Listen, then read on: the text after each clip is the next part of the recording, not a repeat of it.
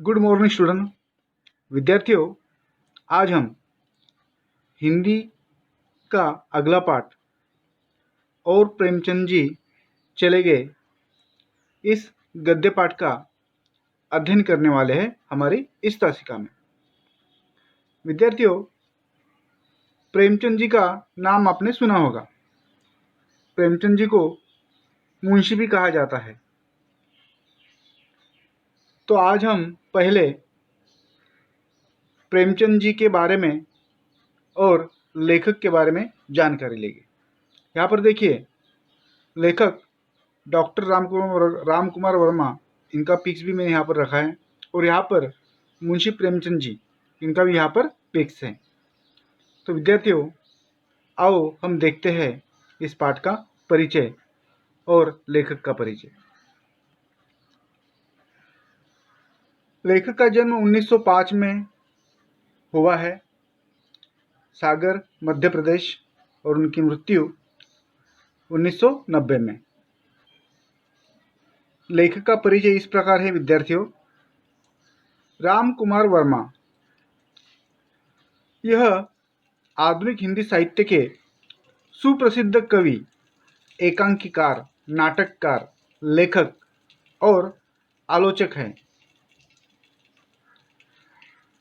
लेखक ने ऐतिहासिक, सांस्कृतिक, मनोवैज्ञानिक, सामाजिक और साहित्यिक विषयों पर 150 से भी अधिक एकांकी लिखे हैं। 150 का अर्थ है 150 से भी अधिक, 150।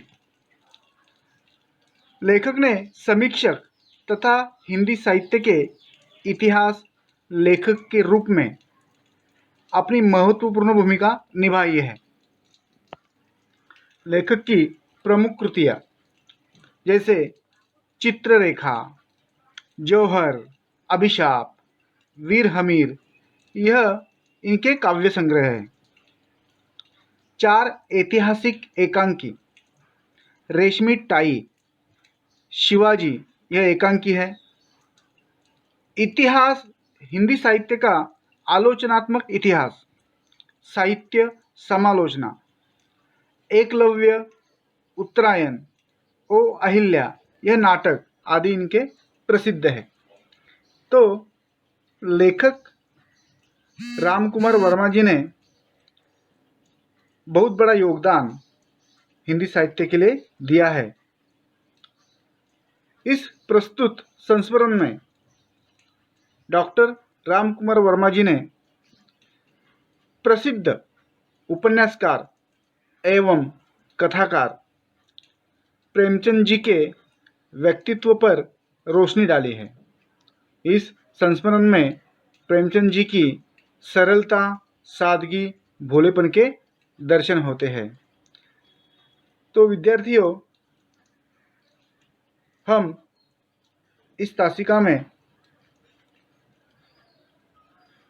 लेखक डॉक्टर राम कुमार वर्मा, इनका परिचय हमने लिया है, और उनका प्रस्तुत पाठ और प्रेमचंद जी चले गए, इस पाठ में लेखक ने मुंशी प्रेमचंद जी के सरलता, उनकी सादगी का, भोलेपन के दर्शन हमें दिखाई है।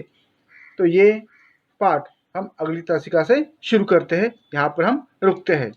एक बार फिर से ये वीडियो आप देखिए, ओके, रेस्ट लीजिए, एक्सरसाइज कीजिए। अगली तासिका को हम पाठ की शुरुआत करते हैं। Thank you.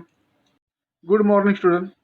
विद्यार्थियों, लास्ट तासिका में हमने और प्रेमचंद जी चले गए, लेखक डॉक्टर राम कुमार वर्मा, इनका हमने परिचय देखा। उसी तरह उन्होंने हमारे हिंदी साहित्य में जो योगदान दिया है, तो उनके साहित्य का भी हमने परिचय लिया। इस पाठ में और प्रेमचंद जी चले गए प्रस्तुत पाठ में लेखक डॉक्टर राम कुमार वर्मा, इन्होंने मुंशी प्रेमचंद जी के बारे में लिखा है। यह उनका एक संस्मरण है। लेखक डॉक्टर राम कुमार वर्मा को एक बार हिंदी के विख्यात कहानीकार एवं उपन्यासकार लेखक प्रेमचंद जी को अपने घर ठहराने का अवसर मिला था। इस अवसर पर उन्हें प्रेमचंद के व्यक्तित्व को करीब से देखने का मौका मिला। प्रस्तुत संस्मरण में लेखक ने उनके व्यक्तित्व पर प्रकाश डाला है, जिसमें प्रेमचंद जी की सरलता, सादगी तथा भोलेपन के दर्शन होते हैं। तो आओ विद्यार्थियों, आज हम और प्रेमचंद जी चले गए इस पाठ का अध्ययन करते हैं। लेखक कहते हैं कि बचपन से ही रेलवे स्टेशन पर जाना उन्हें बहुत अच्छा लगता था और यह बात 1935 की है, 1935। मैं शाम के समय टहलने के लिए प्रयाग स्टेशन पर चला गया। तो लेखक कहते मैं शाम को टहलने के लिए, घूमने के लिए प्रयाग स्टेशन पर चला गया। तभी मैंने देखा कि तीसरे दर्जे के डिब्बे से एक सज्जन अर्थात भलमानस, सज्जन आदमी, हाँ भला आदमी उतर रहे हैं और अपना बिस्तर अर्थात बिछोना, शैया स्वयं अपनी बगल में अर्थात अपने पास, अपने निकट में दबाए प्लेटफॉर्म पर आगे बढ़ रहे हैं। पास आने पर देखा कि वृद्ध सज्जन और कोई नहीं, हिंदी के प्रसिद्ध कहानी और उपन्यासकार लेखक प्रेमचंद जी है। मैंने आगे बढ़कर, तो फिर लेखक आगे बढ़े। लेखक ने आगे बढ़कर बोले, बाबूजी आप? तो फिर उन्होंने जोर से ठहाका लगाया। ठहाका लगाने ने जोर की हंसी। तो उन्होंने जोर से ठहाका लगाया और कहा, हाँ मैं। उनके अट्टहास से सारा स्टेशन गूंज उठा। तो उनके अट्टहास अर्थात खिलखिलाना, जोर से हंसना, हाँ खिलखिलाने वाली हंसी। तो सारा स्टेशन क्या हुआ, गूंज, सारे स्टेशन में वो आवाज फैल गई। कहाँ जाइएगा? तो लेखक ने पूछा, आप कहाँ जाने वाले हैं? तो प्रेमचंद जी ने उत्तर दिया, जहाँ तुम कहो। तो लेखक ने कहा, मेरे घर चलिए। तो लेखक प्रेमचंद जी को लेकर अपने घर निकलते। तो उन्होंने उत्तर दिया, चलो। और बिना किसी तकल्लुफ के मतलब बाहरी दिखावा या शिष्टाचार के बिना, हाँ बिना किसी तकल्लुफ के वे मेरे साथ पैदल मेरे घर चले आए। तो प्रेमचंद जी लेखक के साथ लेखक के घर पैदल ही चले आए। इतने बड़े साहित्यकार, वे इतने सरल और सौम्य, हाँ मतलब सीधे साधे, सरल अर्थात सीधे साधे, हाँ सौम्य अर्थात कोमल। उनका हृदय कैसा था? प्रेमचंद जी का कोमल हृदय था।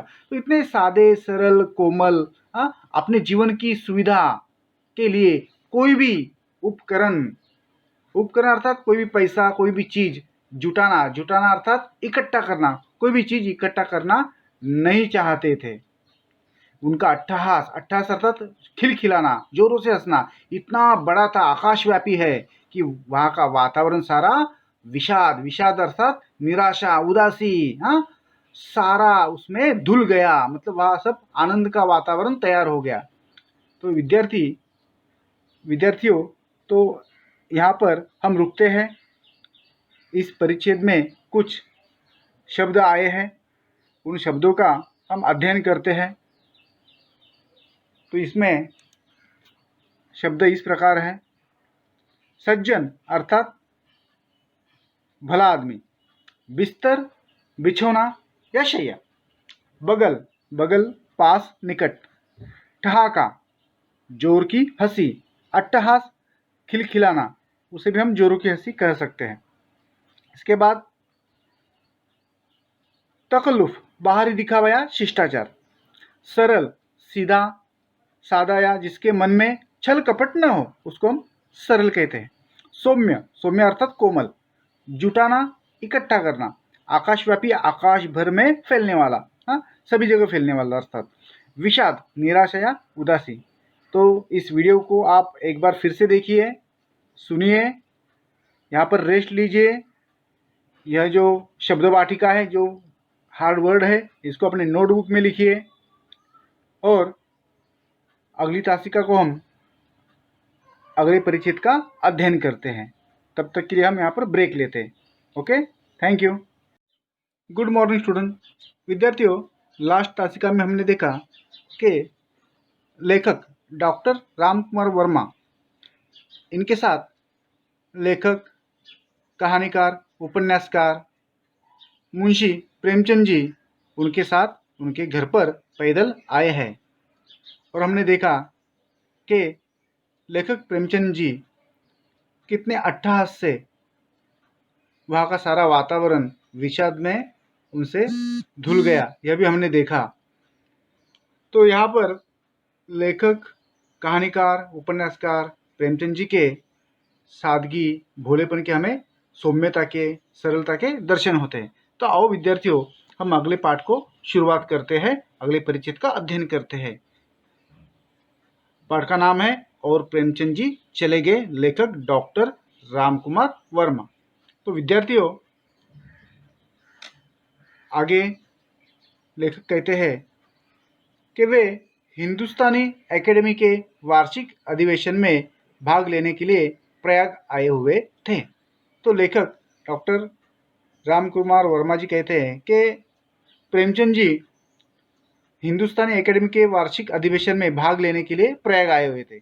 11 बजे दिन से 3 बजे तक वे उसमें सम्मिलित अर्थात सम्मिलित होते थे, किंतु प्रातःकाल यानी सुबह, सूर्योदय का समय, प्रातःकाल से ही उनसे भेंट करने वालों का क्रम आरंभ हो जाता था।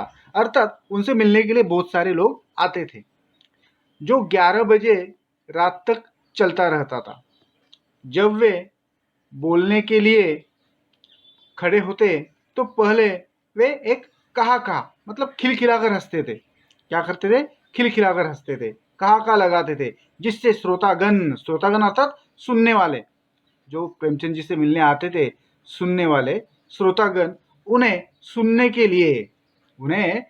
के लिए और भी उत्सुक हो उठते थे, बहुत आनंदित हो उठते थे। फिर कहते, आपसे कहूँ भी तो क्या कहूँ, और कहूँ तो यह कहूँ कि आप आंखों से काम लीजिए, कानों से नहीं। मतलब आप आंखों से देखिए, जो भी आपको देखना है, सुनना है, आप आंखों से पहले देखिए, कानों से नहीं।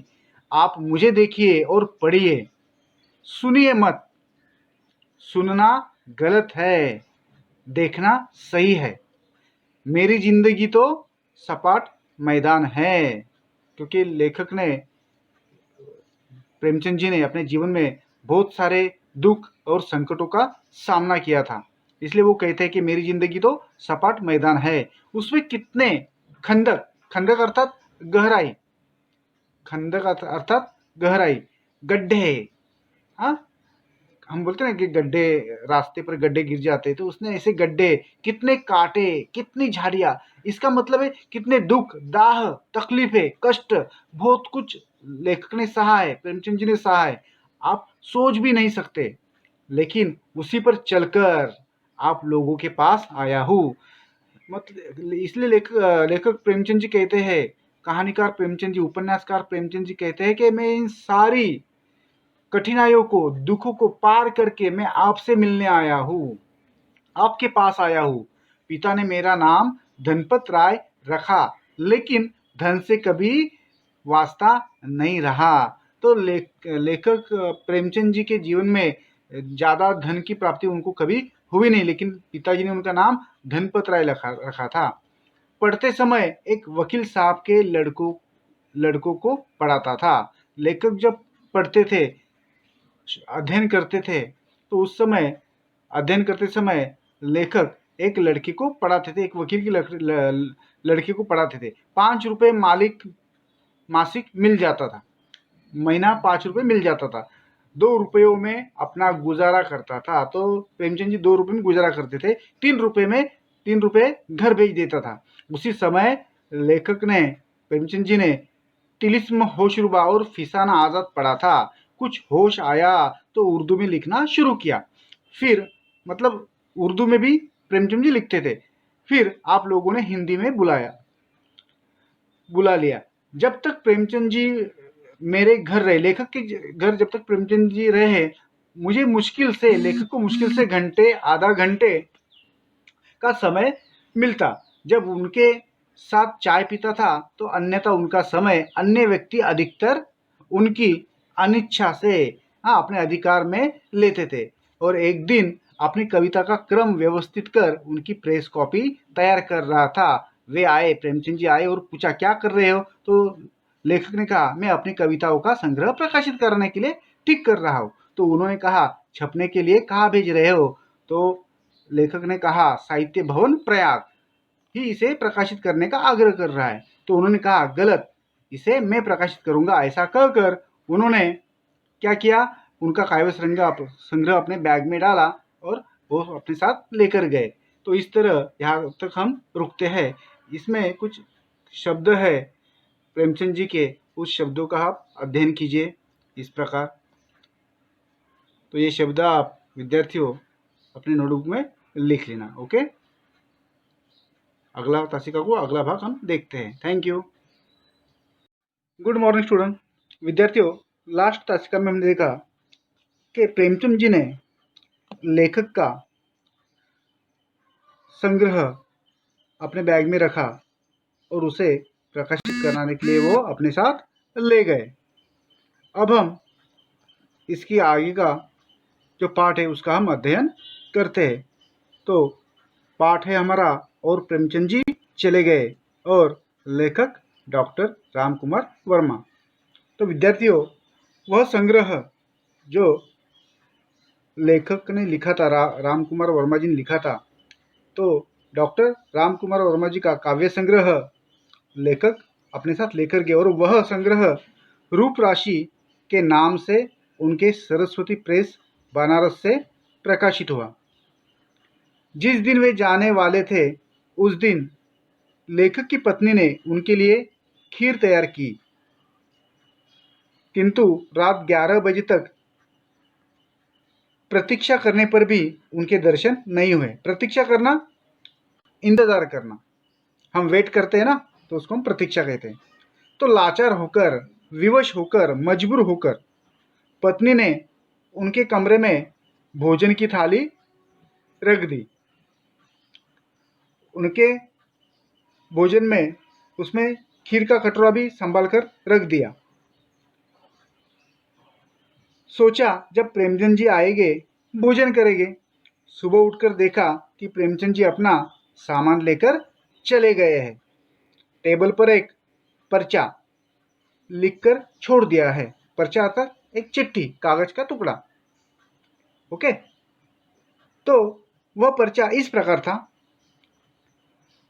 प्यारे रामकुमार, प्यारे रामकुमार, निहायत, निहायत मतलब बहुत, निहायत अफसोस, निहायत अफसोस है कि मैं दिन भर से गायब रहा।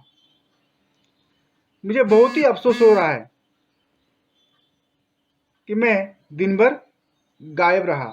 मेरे वक्त पर न आने से तुम्हें और बहू रानी को बेहद तकलीफ, कष्ट, तकलीफ अर्थात कष्ट हुआ होगा।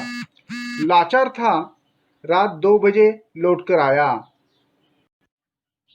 तो लेखक कहते हैं, प्रेमचंद जी कहते हैं, मुझे निहायत अफसोस, बहुत खेद हो, अफसोस यानी खेद, खेद होना या पछतावा होना, मुझे बहुत पछतावा हो रहा है, मुझे बहुत खेद हो रहा है कि मैं एक दिन भर से गायब रहा और मेरे वक्त पर न आने से तुम्हें बहुरानी को बहुत तकलीफ हुई होगी।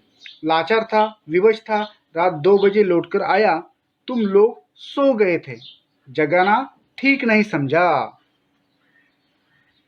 देखा कमरे में बहुरानी ने खाने की थाली परोसकर रखी हुई है। क्या की थी? रख दी थी। बढ़िया खीर भी थी, लेकिन इलाहाबाद की गर्मी से सुबह की बनी हुई खीर का दूध फट गया था। तो प्रेमचंद जी ने लिखा था कि इसमें इलाहाबाद की जो गर्मी में सुबह की बनी हुई खीर का दूध क्या हो गया था? फट गया था गर्मी के कारण। एक जगह खाना खा चुका था, लेकिन खीर तो मैंने खा ही ली। आखिर क्या किया प्रेमचंद जी ने? खीर खा ली। इस डर से, डर अर्थात भय, इस भय से कि फटे हुए दूध की खीर छोड़ देने से कहीं बहू रानी का दिल मेरी ओर से फट न जाए। खैर जाने दो, उनको बहुत बहुत आशीर्वाद। वे खुश रहे। फौरन जा रहा हूँ, 4 बजे की गाड़ी पकड़नी है। भाई बुरा मत मानना, बगैर मिले जा रहा हूँ। तो प्रेमचंद जी ने कहा कि तुमसे मिले बगैर, तुमसे मिले बिना जा रहा हूँ, तुम्हारा धनपत्र है। और इस तरह विश्वविख्यात कहानीकार और उपन्यासकार प्रेमचंद जी उस रात मेरे घर से चले गए। तो यहाँ पर हमारा यह पाठ विद्यार्थियों समाप्त होता है। इस पाठ में आए हुए कुछ शब्द देखिए अभी इस परिच्छेद के। प्रतीक्षा, इंतजार, लाचार, विवश या मजबूर, पर्चा, कागज का टुकड़ा, निहायत, बहुत, अफसोस, खेद, दुख, पछतावा, पश्चाताप या शोक, बेहद, बहुत अधिक, तकलीफ, तकलीफ का अर्थ होता है परेशानी। तो इस तरह और प्रेमचंद जी चले गए, इस पाठ का हमने अध्ययन किया। विद्यार्थियों इन शब्दों वाटिका के शब्दों को अपनी नोटबुक में लिखिए। बाद में आपको पीडीएफ दिया जाएगा, उसे आपको वर्कबुक में लिखना है। ठीक है, यहाँ पर हम रुकते हैं। आप भी ब्रेक लीजिए, रेस्ट कीजिए, आई एक्सरसाइज कीजिए। इन वीडियो को फिर से दोबारा एक बार देखिए। Okay, thank you.